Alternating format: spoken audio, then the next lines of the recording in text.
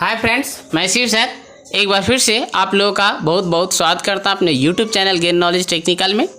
Friends, आज का जो टॉपिक है वो आप लोगों के लिए बहुत ही इम्पोर्टेंट टॉपिक है, क्योंकि एग्ज़ाम आपका जारी है और जिन विद्यार्थी का भी एग्ज़ाम नहीं हुआ है उनके लिए ये वीडियो बहुत ही लाभदायक सिद्ध होगा। और साथ ही साथ जिनका एग्ज़ाम हो गया है वो भी जो है इसकी तैयारी करके आगे के जो टेक्निकल एग्ज़ाम है उसके लिए आप प्रिपरेशन कर सकते हैं।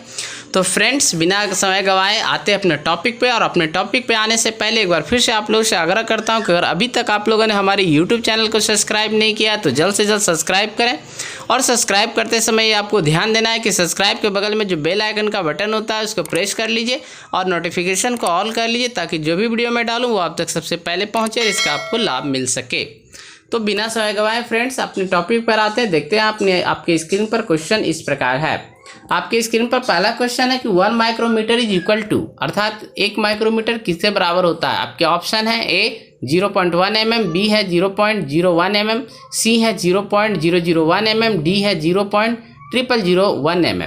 तो इसका करेक्ट और सही आंसर क्या होगा फ्रेंड्स? इसका करेक्ट और सही आंसर होगा आपका 0.001 mm, अर्थात ऑप्शन नंबर सी आपके करेक्ट और सही आंसर है। चलिए मैं इसको टिक लगा देता हूँ। ऑप्शन नंबर सी आपका करेक्ट और सही आंसर है। फ्रेंड्स, आगे बढ़ते हैं और अगला प्रश्न देखते हैं। अगला प्रश्न आपके स्क्रीन पर इस प्रकार है। अगला प्रश्न है कि the caliper meant by measuring the width of a slot is. कह रहा है कि the caliper meant for measuring the width of a slot is. कह रहा है कि वो कौन सा कैलिपर हम यूज करेंगे। एक स्लॉट है जिसका आपको चौड़ाई निकालना है। ऑप्शन आपका ए है ऑड लेग कैलिपर, बी है आउटसाइड कैलिपर, सी है जेनी कैलिपर, डी है इनसाइड कैलिपर। तो जैसा कि आपको पता है कि odd leg caliper, outside caliper और जेनी कैलिपर, इसके माध्यम से हम उसकी विड्थ चौड़ाई, एक स्लॉट की चौड़ाई नहीं निकाल सकते हैं। तो ऑप्शन नंबर डी मेरा करेक्ट और सही आंसर है। चलिए मैं इसको टिक लगा देता हूँ, ऑप्शन नंबर डी।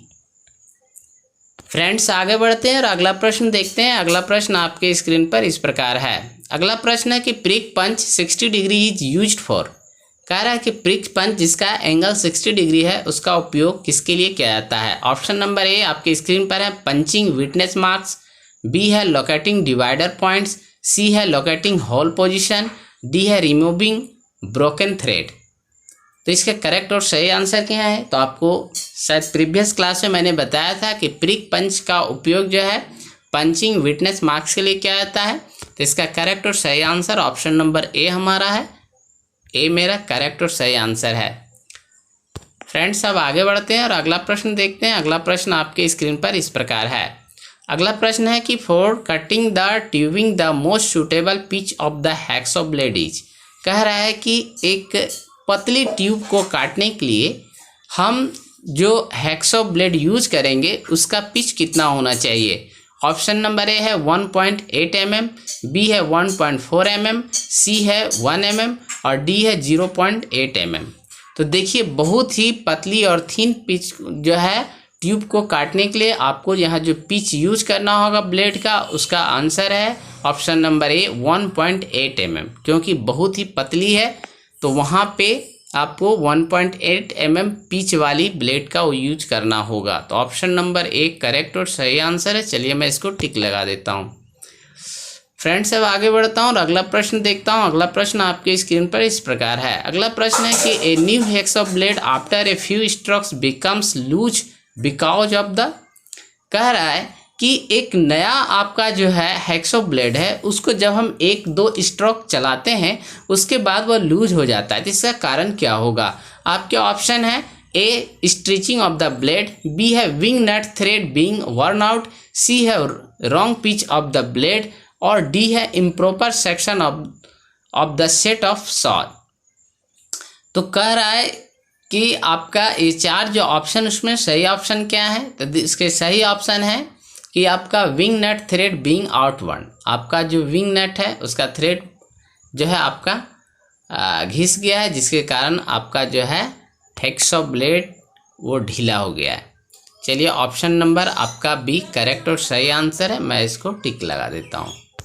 आगे बढ़ता हूँ फ्रेंड्स, अगला प्रश्न देखता हूँ। अगला प्रश्न आपके स्क्रीन पर इस प्रकार है। अगला प्रश्न है कि while cutting small diameter pipes it is advisable to watch regular and ensure that। कह रहा है कि जब आप छोटे डायमीटर वाले पाइप्स को अगर कटिंग कर रहे हैं तो आपको क्या जो है बार बार देखना होगा, रेगुलरली वॉच करना होगा।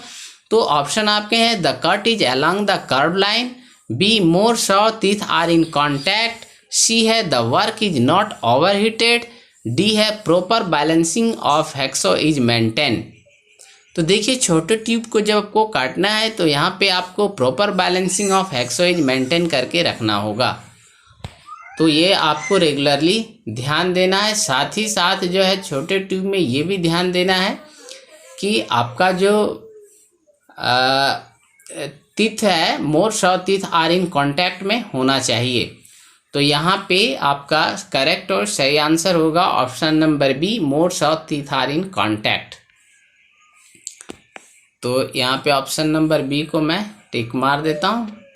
चलिए फ्रेंड्स आगे बढ़ता हूँ और अगला प्रश्न देखता हूँ। अगला प्रश्न आपकी स्क्रीन पर इस प्रकार है, the vice clamps are used to. कह रहा है कि वाइस क्लैम्प्स का उपयोग किसके लिए किया जाता है। Option number A protect hard jaw, B है clamp the work pieces rigidly, C है protect the finished surfaces, D है prevent the movable jaw being filled. तो इसके करेक्ट और सही आंसर है आपका ऑप्शन नंबर ए, ये नहीं, आपका करेक्ट और सही आंसर है option number B, clamp the work pieces rigidly. तो वाइस क्लैम्प्स का उपयोग हम लोग clamp the work piece rigidly के लिए करते हैं। तो ऑप्शन नंबर बी मेरा करेक्ट और सही आंसर है। चलिए मैंने टिक लगा दिया। अब आगे बढ़ता हूँ फ्रेंड्स। अब अगला प्रश्न देखता हूँ। अगला प्रश्न आपके स्क्रीन पर इस प्रकार है, the size of an engineer's vice is specified by the. कह रहा है कि एक इंजीनियस वाइस का जो साइज है किसके द्वारा निर्दिष्ट की जाती है। ऑप्शन आपके स्क्रीन पर है, A length of the movable jaw, B है width of the jaw, C है height of the jaw, D है maximum opening of the jaw. ये बहुत ही इंपॉर्टेंट क्वेश्चन है, बार बार रिपीट किए जाते हैं, इसलिए ऐसे प्रश्न को आपको बार बार ध्यान से और थोड़ा याद रखने की आवश्यकता पड़ेगी। तो इसके करेक्ट और सही आंसर है विड्थ ऑफ द जॉ। एक इंजीनियर वाइस का जो है स्पेसिफाइड किया जाता है जॉ की चौड़ाई से। तो ऑप्शन नंबर बी मेरा करेक्ट और सही आंसर है। चलिए आगे बढ़ता हूँ और देखता हूँ अगला प्रश्न। अगला प्रश्न आपके स्क्रीन पर इस प्रकार है, the part of the universal surface gauge which helps to draw a parallel line along a datum edges is the. कह रहा है कि यूनिवर्सल गेज के माध्यम से हम एक समानांतर लाइन खींचने के लिए कौन सा उसके पार्ट्स को यूज करते हैं। ए है हमारा रॉकर आर्म, बी है स्नग, सी है फाइन एडजस्टमेंट स्क्रू और डी है गाइड पिन्स। तो इसका करेक्ट और सही answer option number D, guide pin का हम लोग उपयोग करते हैं पैरेलल लाइन खींचने के लिए।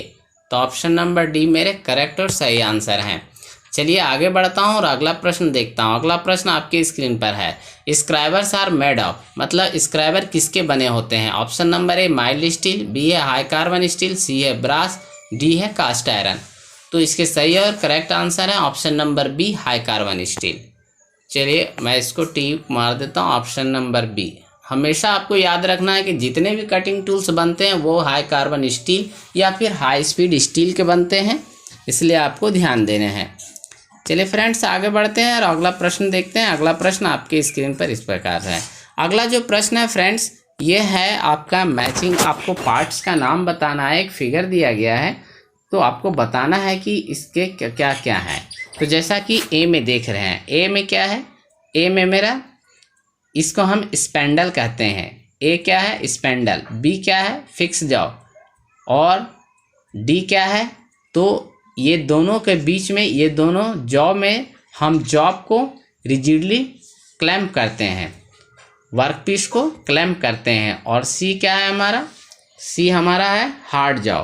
क्या है हार्ड जॉ। तो आंसर देखिए मैंने यहाँ मैचिंग के लिए दिया है, तो मैचिंग के लिए दिया हूँ। देखिए 1 फिक्स्ड जॉ, 2 मूवेबल जॉ है, 3 spindle, 4 hard jaw, 5 this part is fix to the work bench. तो इसको आपको मिलान करना है। तो जैसा कि मैंने बता दिया कि 1 में आपका हो जाएगा ए में स्पेंडल, जो मैं बता चुका हूँ, और आपका फिगर में आता हूँ। उसके बाद जो है बी हमारा मूवेबल जो है आपका, और सी मेरा जो है ये हम क्लैंप करने के लिए, ये वाइस को क्लैंप करने के लिए, टेबल पे क्लैंप करने के लिए दिया है, और डी हम ये दोनों के बीच में जॉब को क्लैंप करते हैं। तो फ्रेंड्स, ये थे कुछ बहुत ही इम्पोर्टेंट क्वेश्चन जो मैंने आपको बताए। फ्रेंड्स, ये वीडियो आपको कैसा लगा आप हमको कमेंट्स बॉक्स में जा करके कमेंट्स करके जवाब दे सकते हैं। तो आज के लिए फ्रेंड्स इतना ही। बहुत बहुत धन्यवाद। Thanks for watching.